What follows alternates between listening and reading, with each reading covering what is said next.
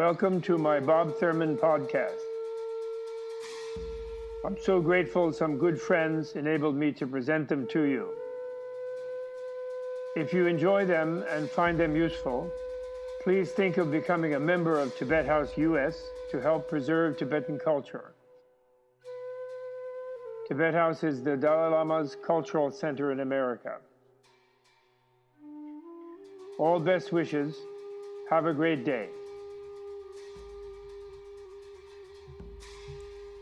This is episode 285, My Early Years, Mindfulness and the Mahāyana.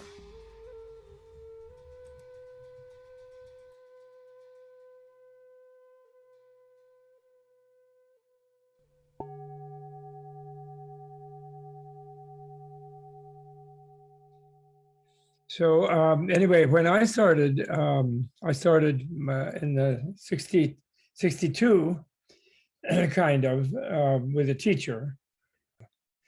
And I can't really evaluate myself because I'm at a stage where I get up in the morning and I look around one time in the room and it's evening.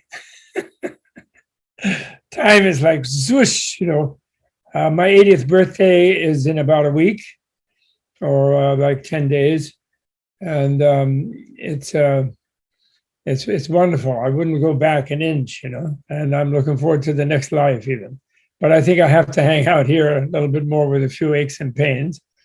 But I've been ordered to stay another 24 years but I think he's just kidding me, the Dalai Lama, because he has promised his people to stay till he's 113. He originally started promising. Actually 120 and then 113, and now he's down to 103. He does. So that excuses me at 97, according to his rule that I have to stay as long as he does, which he did just because he usually doesn't say that to Western people, but he says it to Tibetans who are worried about him leaving. So then I blew the whistle on him, because the Western people are reading the press and, Dalai Lama might leave any time, or is the last Dalai Lama. There's all these funny things going around in the press, But anyway, I'm sorry, I don't mean to digress, but that's a little bit privilege of 80-year-old. But on the other hand, when I started, precisely my teacher wouldn't let me meditate. I was so frustrated with him. I really wanted to meditate, and he wouldn't be my guru either. He said, no, I can't be your guru because I am not enlightened. He said, and B, if I was your guru, then when I scold you or I reprimand you or criticize you or ask you to improve something, and then you might get angry with me, then you'd be angry with your guru, then that would really be bad. Be a great sin.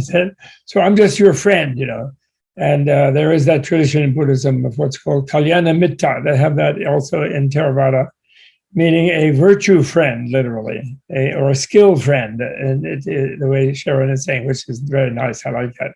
It's less moralistic than virtue friend, Kalyana Mitra, a goodness friend, And then then he said, but I think maybe you'll be better if you learn to read Tibetan, and then you can study these things in Tibetan.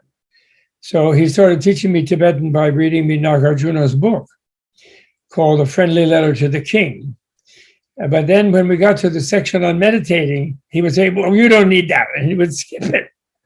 And by that time, I was around verse 20 or 30, and I was already learning the language a little bit. And then I really wanted to do that because I was, 20 years old, 21 years old. And I had the idea that meditation was escaping. I wanted to go straight to what they call the jhanas in Theravada, the contemplative states, the Brahma Viharas, to get away from my mental problems of a 21-year-old. And he always kept blocking me from doing that. And then even he was clairvoyant, obviously, and he would find me out at 2 a.m. in my room quietly, trying to meditate, and he would knock on the door and invite me out for yogurt. Are you having trouble sleeping? What are you doing? I would sneak out and try to be in the tree in the summer, under a tree outside the monastery. He would catch me and he would say, why are you out here under the tree? People think we have crazy people here. the people, the neighbors, So he kept blocking me, and I was very frustrated. But the idea was that meditation is very powerful, and it really, the mind does control your experience. And if you're kind of ignorant, like I was, although I thought I was very knowing because I was only 21, so naturally I thought I knew everything.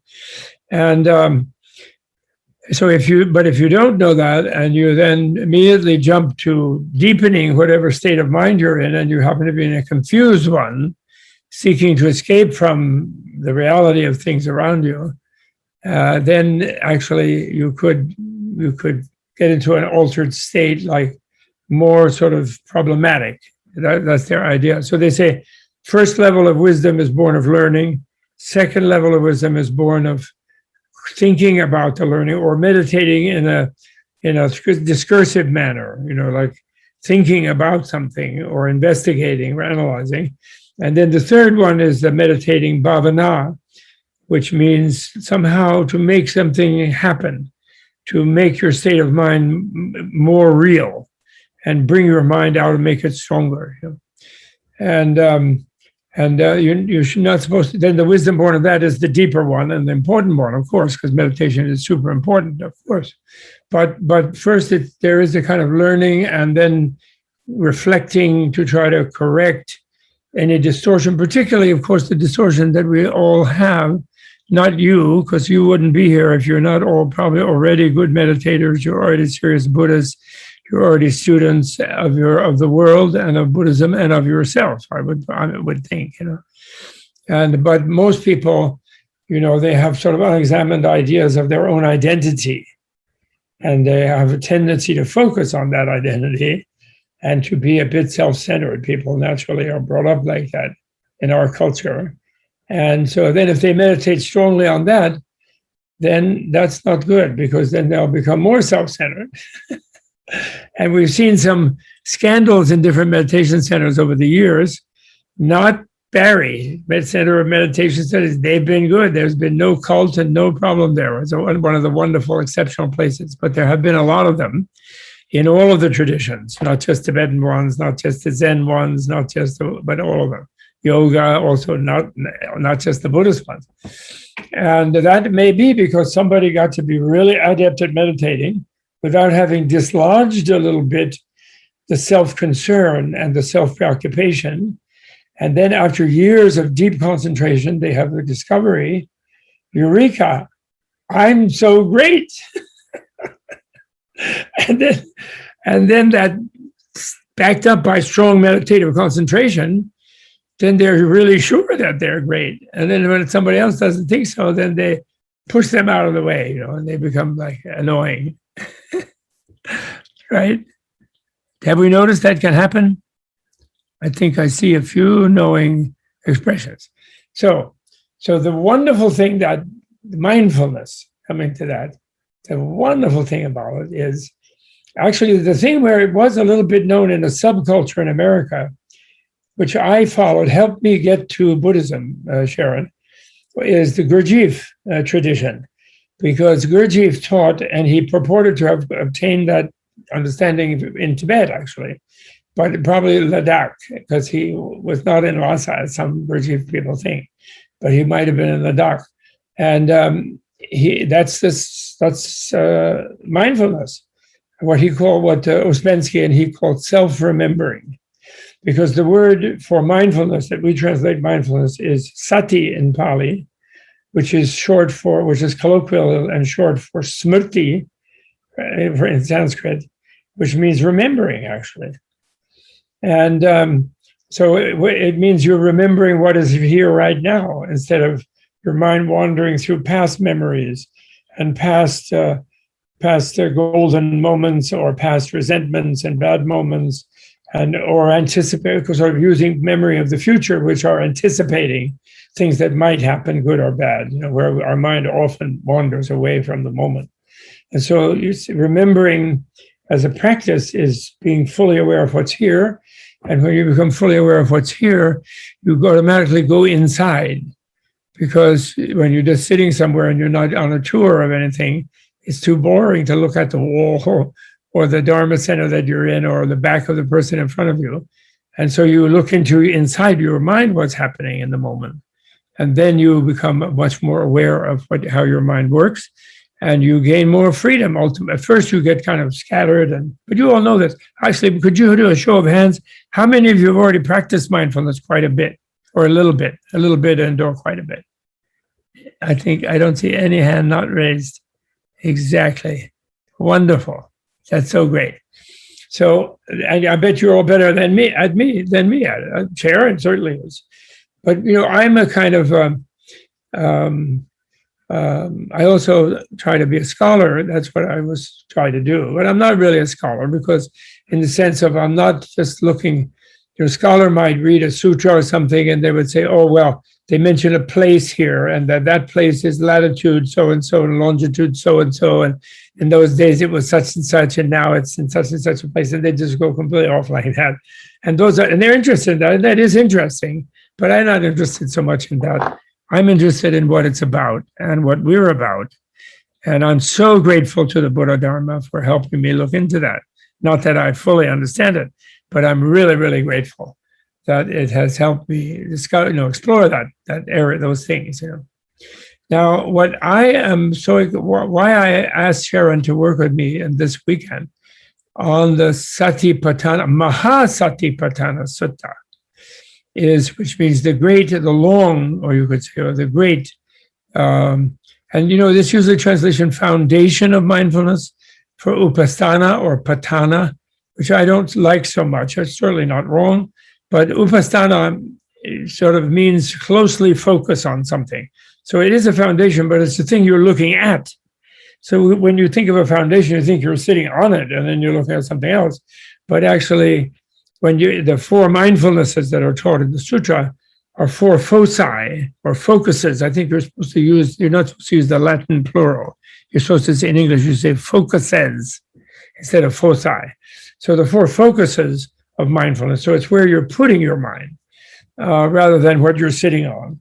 So therefore I prefer focus to foundation, but you can translate that as foundation too.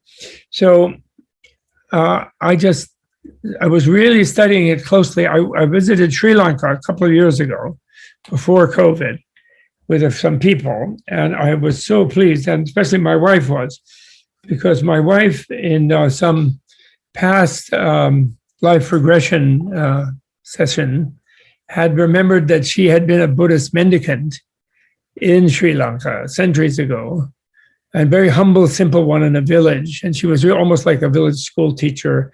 And the children really liked her because she was teaching them ABC, or kakaganga, the alphabet, the Pali alphabet, and also how to read and such kind of thing. And they really liked him, and that she had that kind of memory.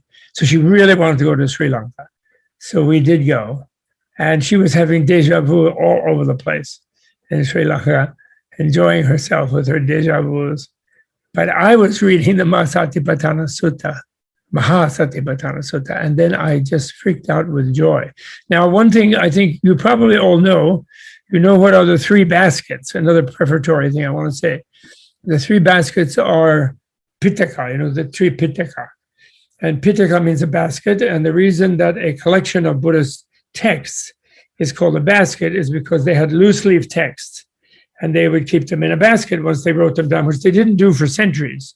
In all of the Buddhist traditions, they didn't write them down. They memorized them.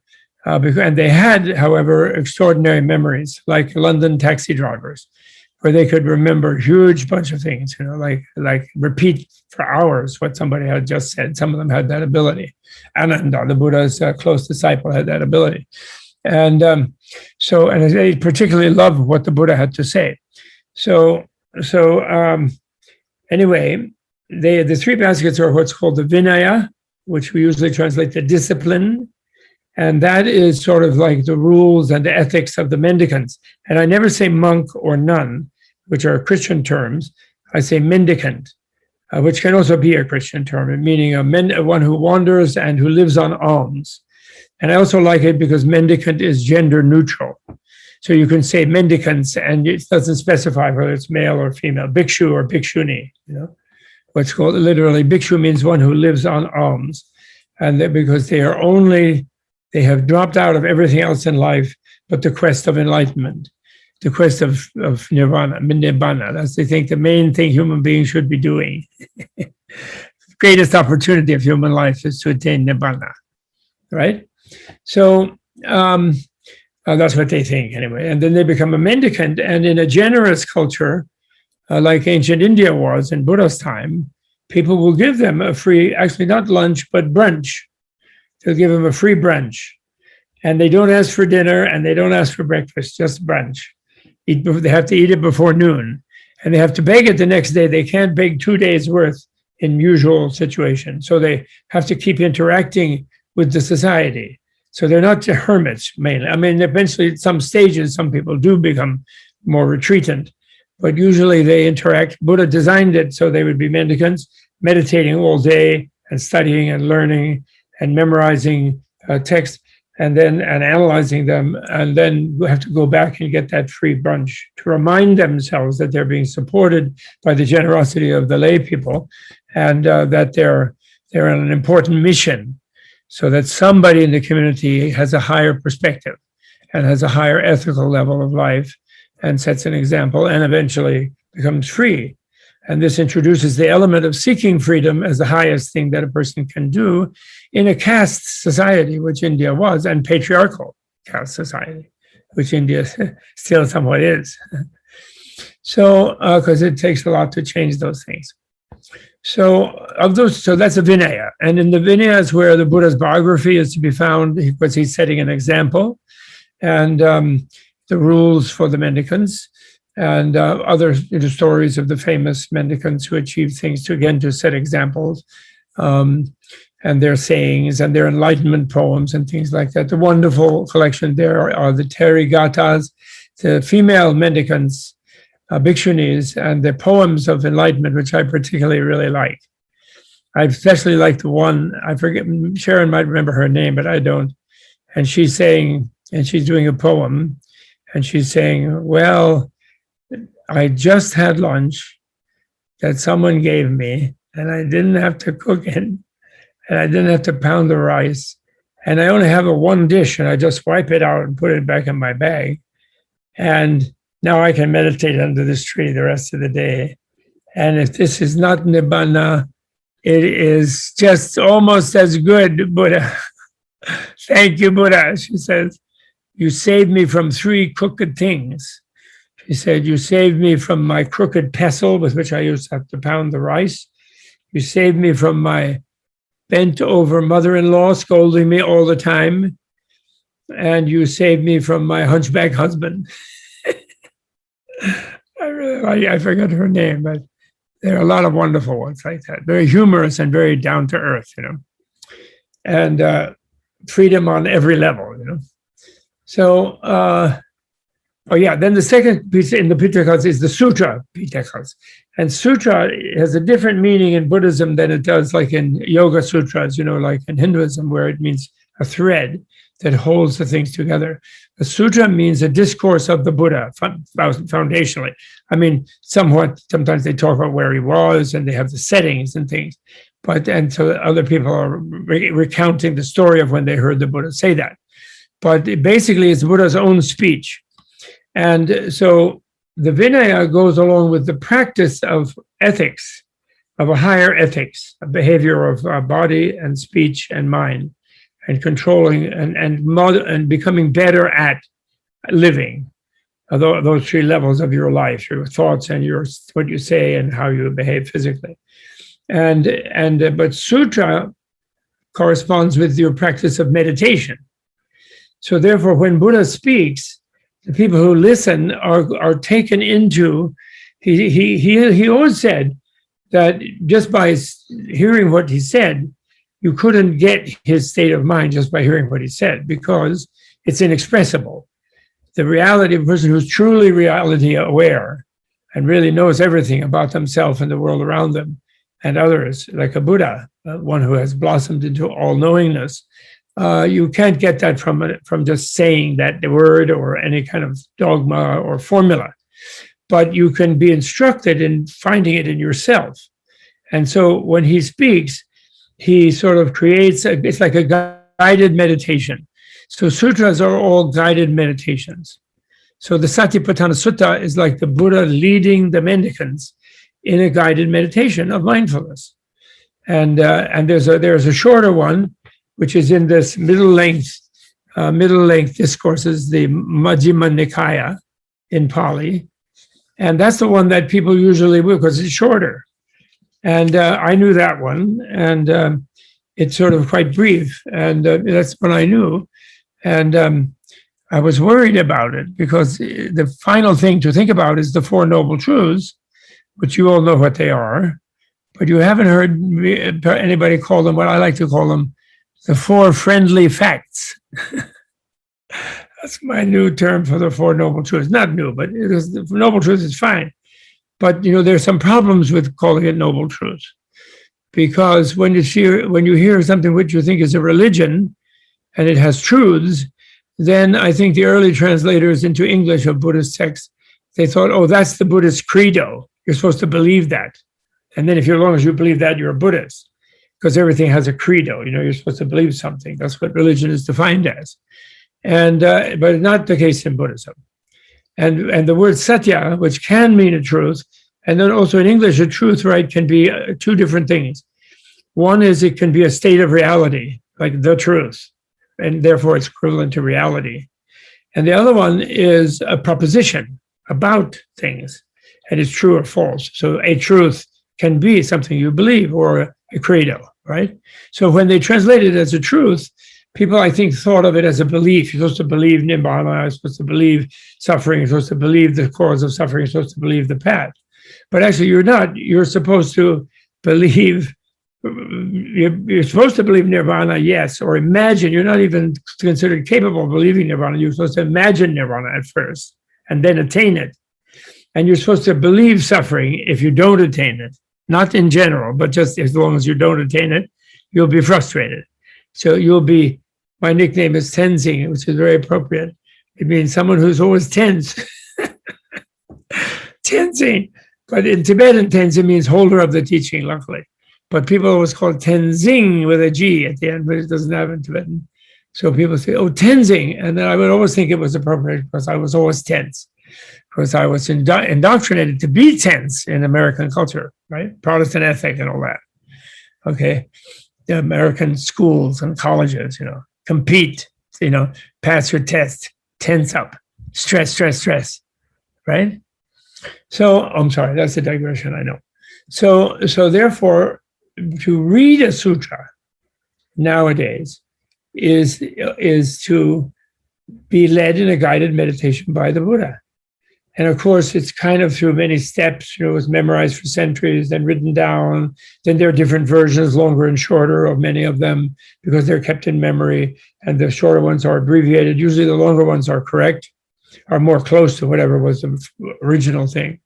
And actually, I think, maybe Westerners don't so much, but I very much believe that the texts that we have, the authoritative canonical texts, are very accurate, actually, through centuries of memory, because they had that tradition of memorizing things amazingly that we modern people wouldn't even imagine.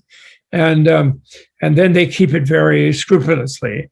Although in India, it's a problem because they didn't print things. They hands scribed them over centuries. They were inscribed again and again. So that's what that is. Then the third basket is just academically is Abhidhamma. And that is where they take the themes from the led meditations by Buddha, which are always appropriate for a particular audience, because if you're a Buddha, you become empathetic of all the people you're teaching or you're around.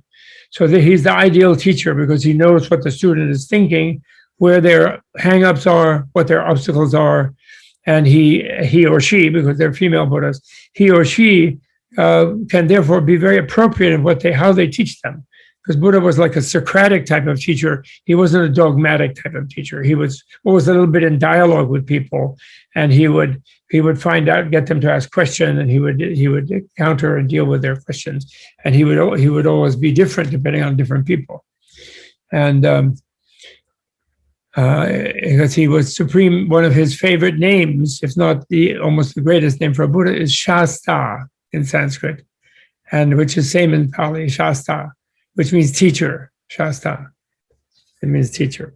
Okay, so I'll put the this is the text from the Digha Nikaya, the long collection of longer sutras, and this is a version by Maurice Walsh, Thus Have I Heard, and there's another version called, where it has the original title, more the long discourses, and has a green cover. So I have that too, but I couldn't find that just today, so I have this one.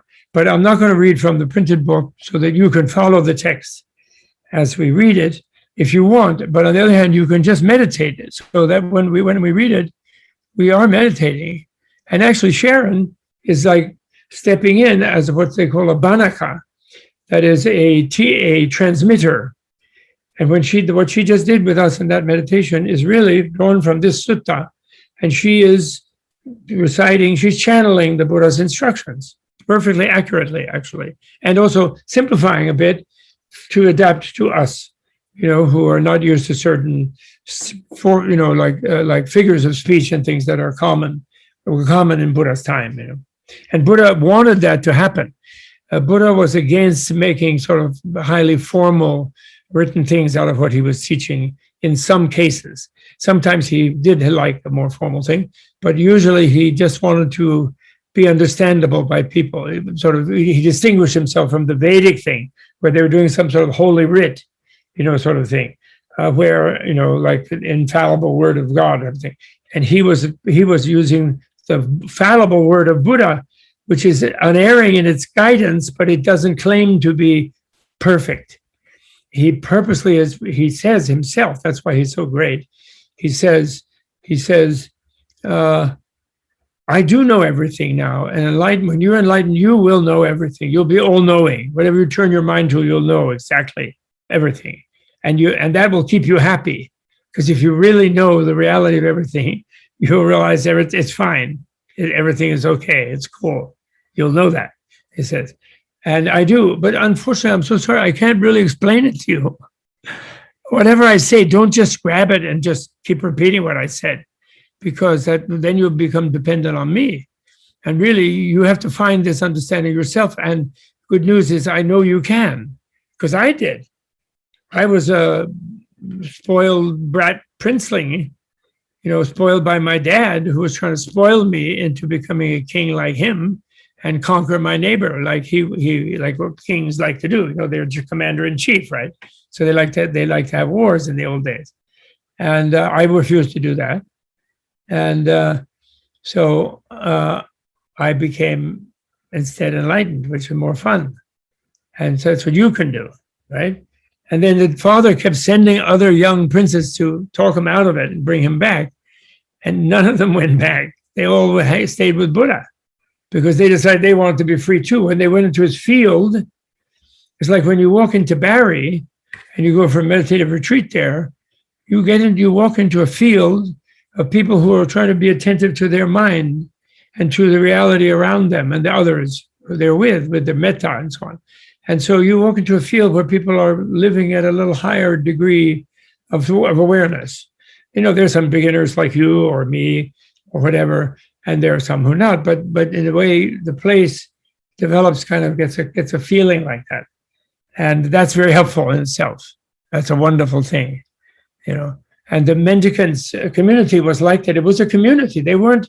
That's why monk is monk comes from Greek monos, which means alone or solitary. And the early desert fathers were cave-dwelling solitaries. But monastics and mendicants live in a community. It's just a different community. It's not a family community, And they're celibate, and they are propertyless, and they are related to everyone like everyone is a relative. So that makes they have to be a little more alert to things, because they not only have a few people they're really bugged by, their siblings and their parents. Everybody bugs them equally, because they're like all brothers. Dalai Lama says, when he gives a talk, he says, brothers and sisters, he said. So I don't know, maybe you have great siblings, but siblings always have a little jostling going on, don't they? So when you're a mendicant, everybody's your sibling, so you're deeply connected to them. But on the other hand, you have to deal with each other's habits. Okay, so anyway, thus have I heard. at one time. That's how it begins. Or once, this translation. Oh, I don't want to do that. I'm going to show you the text. And actually now I do a very naughty thing, and you can't have this text because it's not published, and I don't intend to publish it. What it is I take some text and then I change it to suit myself, but not the real meaning of it, but just some of the terminologies, which I like. Like, I don't like "thus have I heard." It's very traditional for Buddhist translators. "Thus have I heard once upon a time." But I don't like that. Because why? I heard, it's like I heard it around town. Oh, I just heard it. No, that's not what evam maya shrutam means. Evam maya shrutam is at the beginning of every authentic Buddhist teaching, Buddhist sutra teaching. And what it means is, I heard it at a time that Buddha said it. So it's the warrant of the accuracy and the authenticity of the teaching. It's not like once upon a time, And then the ekasmin samaye, which they translate here as once, it's a very special way of saying at a certain time. There's another more simple way to say that is not samaye and ekasmin, it's ekakale. That's once at one time. But samaya has a very special meaning. It means a special occasion. Samaya, when two beings come together. And what came together was me, the listener, my ears and my mind, and Buddha and his speech and his mind. And we don't know if he has one, but we think he does. And anyway, he talks. And so those two things came together. And it's like a special occasion, ekasmin samaye.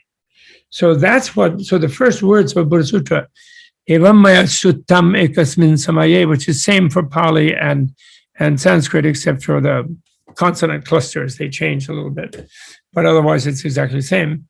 And that means this is the real thing. Now you're in the presence of a Buddha, as indirect as it is thousands of years later from a written text. So, I make little changes like that, but I didn't change the meaning, okay? So you see, I said, "Thus did I hear on a singular occasion." Although really maybe on a special occasion might even be better. But anyway, it's the same thing. Thus have I heard at one time. But then the Blessed One, that's the Bhagavan, Buddha, was staying among the Kurus in their market town called Kamasadama. And there the Blessed One addressed the mendicants. And the original here said monks. So don't worry, I didn't really change anything except I call them mendicants instead of monks, because they are not Christian monks, they're mendicants. And they live in a community, they're not solitaries particularly. Okay? They don't live in a family. Okay, mendicants. Blessed One, they replied, out of politeness, And the Blessed One said, "There is, mendicants, this one way to the purification of beings, for the overcoming of sorrow and distress, for the disappearance of pain and sadness, for the gaining of the realistic path, for the realization of nirvana." Nibbana, I can't help writing nirvana, which I'm used to, but in Pali it's actually nibbana. That is to say, the four focuses of mindfulness. So all I changed was, for example, usually people say right path, but I don't like right and wrong for this, although it's not wrong. But I don't like it because right and wrong are like as if you're following a rule, and you're right because you're following the rule, 2 and 2 equals 4, and you're wrong because you say 2 and 2 equals 5. But the word samyak and mithya mean according to reality or unreality, what is real and what is illusory. And I got the word, you'll be amused, Sharon, Alan Wallace used it for a while. Then he abandoned it and went back to being right and wrong. But I really thought that triggered me, and I really think it's correct and it's really great. Because it takes Buddhism out of the Buddha's teaching out of the sort of realm of he's the big boss and he's telling us what's right and wrong, sort of moralistic thing. And instead, he's introducing us to reality, which is what he does, And and his enlightenment, therefore, is not some fantasy world of seeing things in some magical out of this world way. It is a realistic way. He's seeing the reality of things. That is to say, the four focuses of mindfulness. What are the four? Here, mendicants, a mendicant abides contemplating body as body, ardent, clearly aware and mindful, having put aside wishing and worrying for the world, she abides. I just added it instead of saying he, because in those gendered languages that have pronouns that are gendered, they say that the he includes the she, like we do with mankind. But in our modern time, we know it doesn't, so we say she with a line like that. That's my easiest way. Because she contains he, it's just you don't hear it because you're going shah. But there's a he in there when you see it written. So she abides contemplating body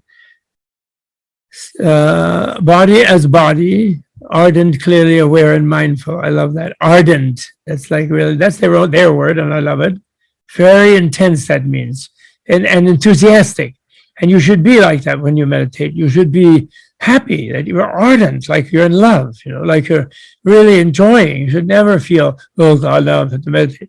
It's like you realize this is the path toward the overcoming of sorrow and distress, for the disappearance of pain and sadness, for the gaining of the realistic path and the realization of nirvana, which is freedom from suffering.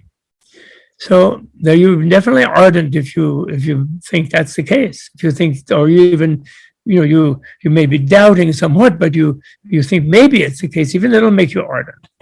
Having put aside wishing and worrying for the world, she abides contemplating sensations as sensations. I know this one they translate as feelings, which we in English can slip over to include emotions. And this is not emotions, it's purely pleasure or pain or numbness. 3 types of sensation. Sensations as sensations, ardent, clearly aware, and mindful, having put aside wishing and worrying for the world. She abides contemplating mind as mind, ardent, clearly aware, and mindful, having put aside wishing and worrying for the world.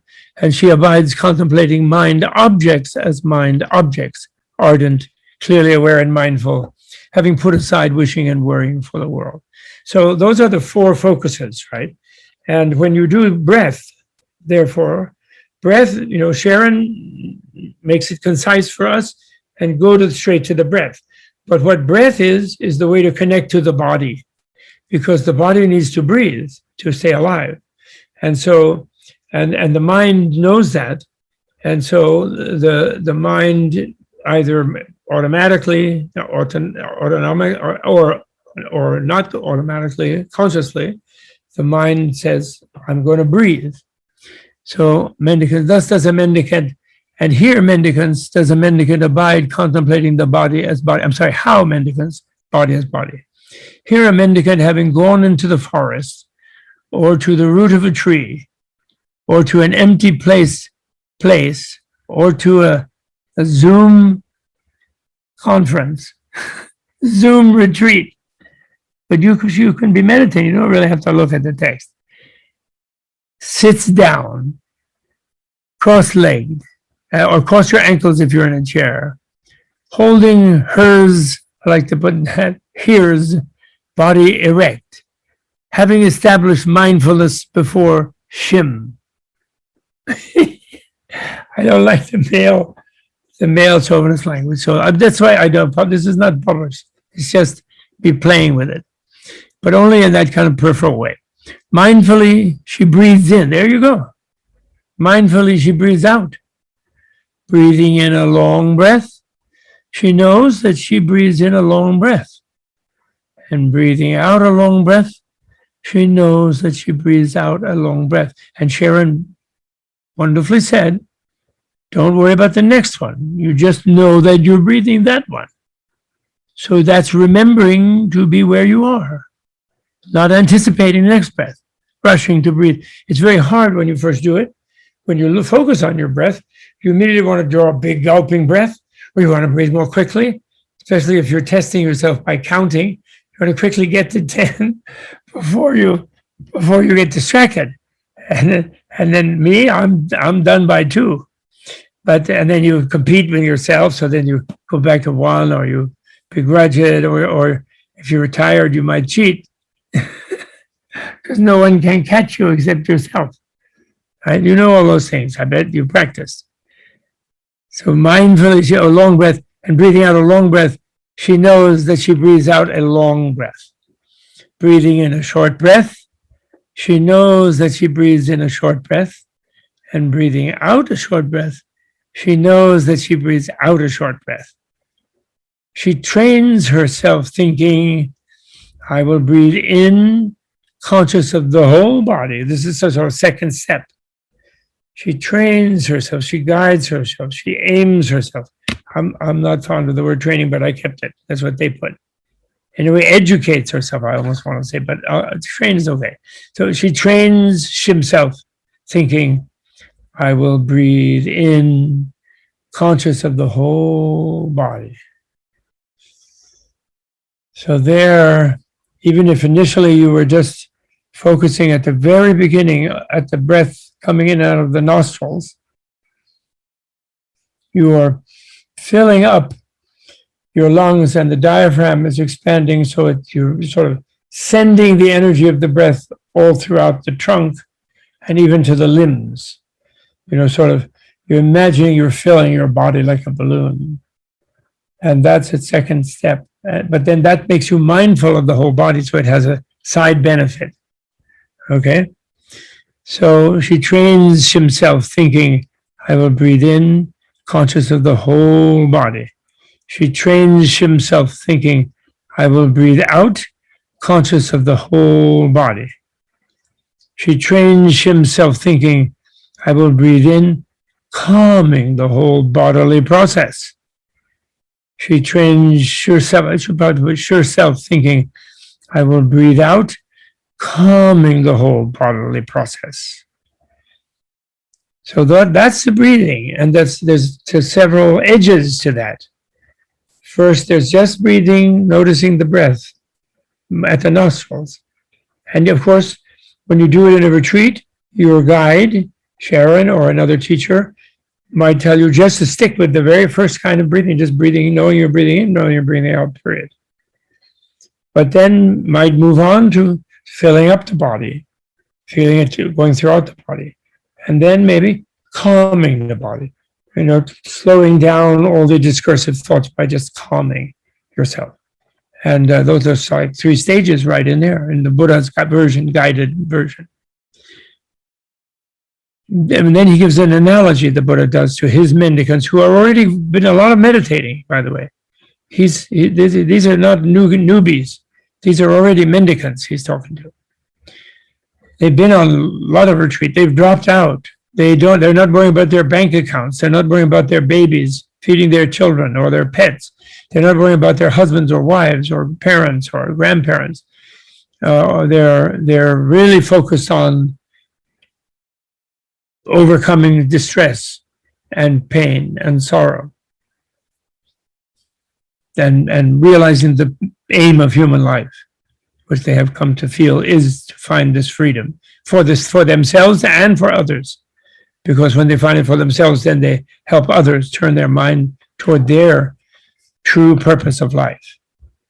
Just as a skilled turner or his assistant in making a long turn know that she is making a long turn, or in making a short turn knows that she is making a short turn. So too, a mendicant in breathing in a long breath knows that she breathes in a long breath. Breathing in a short breath, she knows that she breathes in a short breath. And breathing out a short breath, she knows that she breathes out a short breath. And so trains herself thinking, I will breathe out, calming the whole bodily process. So now they have what the heading is by the translator, and I just kept that, insight. But this is important to the practice, to avoid getting bored, feeling just like you're doing some routine or dutiful thing and not being ardent. And this is sort of making it joyful for yourself, is celebrating the insight that you get when you do those, follow that guided meditation of the previous paragraph, Buddha's previous passage.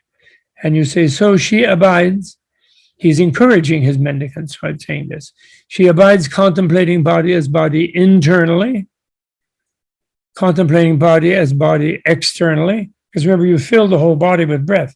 So you became very aware of yourself as a whole body. Contemplating body as body both internally and externally. She abides contemplating things arising in the body. She abides contemplating things vanishing in the body. She abides contemplating things both arising and vanishing in the body. Or else mindfulness that there is body is present to Shem just to the extent necessary for knowledge and awareness. And she abides independent, not clinging to anything in the world. And that mendicance is how a mendicant abides contemplating body as body. So there, that means you are kind of celebrating. This is like an insight. This is my reality. I am doing this. I am this. And I have this way of being calm. And, then from that can arise so much well-being, actually. Already, that's finding kind of well-being in being a body, actually. Already, Buddha wants you to note that if you do that much, you will begin to be more content just to be there yourself, because you will have calmed yourself and you have realized that you're breathing. And that's a good thing. Again, a mendicant, when walking, knows that she is walking. When standing, knows that she is standing. When sitting, knows that she is sitting. When lying down, knows that she is lying down. In whatever way her body is disposed, she knows that is how it is. So she abides, and then he repeats. And the repetitive thing is part of the guiding of the meditation. It's like an incantation. So she abides contemplating body as body internally, externally, and both internally and externally. She abides contemplating things arising in the body. She abides contemplating things vanishing in the body. She abides contemplating things both arising and vanishing in the body. Or else mindfulness that there is body is present to Shem just as the extent necessary for knowledge and awareness. And she abides independent, free, not clinging to anything in the world. And that mendicance is how a mendicant abides contemplating body as body. Okay, so I'm going to stop there. And because we're coming to the thing, and we'll work more on it. We'll go further tomorrow. But what I think is wonderful there about it, just to make a little commentary, is that she's so careful. He's not. He. By the way, he's talking to people, but he doesn't say you. You do this. You do that. And if you're following, you're seeing yourself as a he or a she. And in a way, by focusing your mindfulness like this, you are moving your mind outside of your normal sense of being in the center of your senses. Like being at your heart center maybe, or Western people might think they were in the brain or something, looking out through the eyes, hearing out through the ears, sniffing through the nose, tasting in the mouth, and touching maybe the lips. We move our faces a lot when we meditate. We tend to. And of course, we're inhabiting our limbs and our trunk and so forth, and our back because we're starting to feel sore because we're sitting, et cetera, et cetera. So without, sitting still. And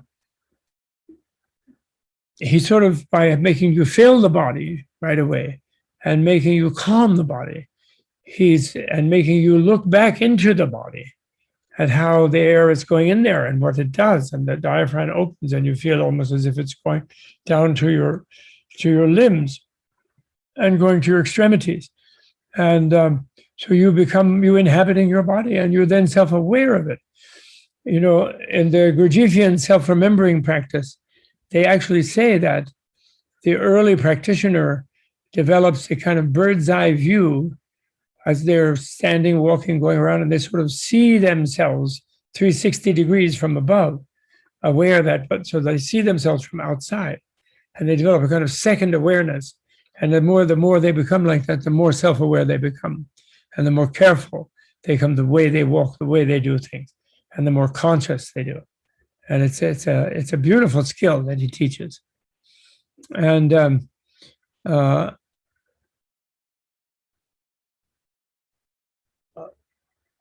this one phrase I wanted to say. My friend Mark Epstein, Sharon might make a big fuss about this phrase, but Mark makes a huge phrase out of this one on one of the early paragraphs. Having established mindfulness before him, her or him.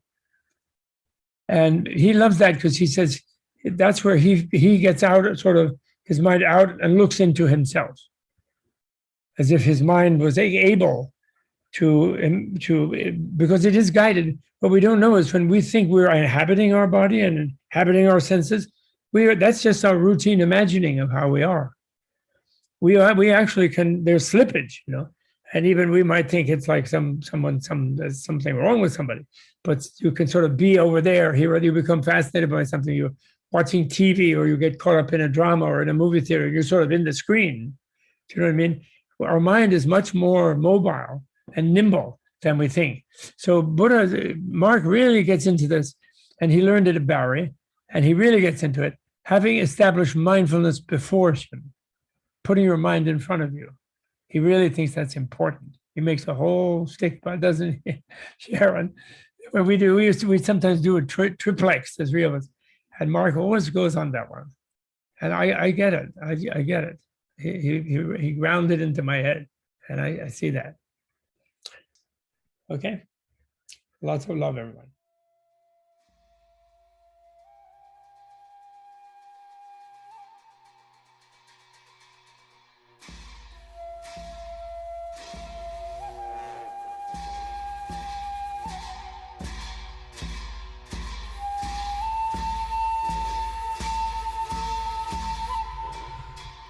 The Bob Thurman Podcast is brought to you in part through the generous support of the Tibet House US Menla membership community and listeners like you. To learn more about the benefits of Tibet House membership and how to support this podcast, please visit our website at thus.org, menla.org, or bobthurman.com. Tashi Delek, and thanks for tuning in.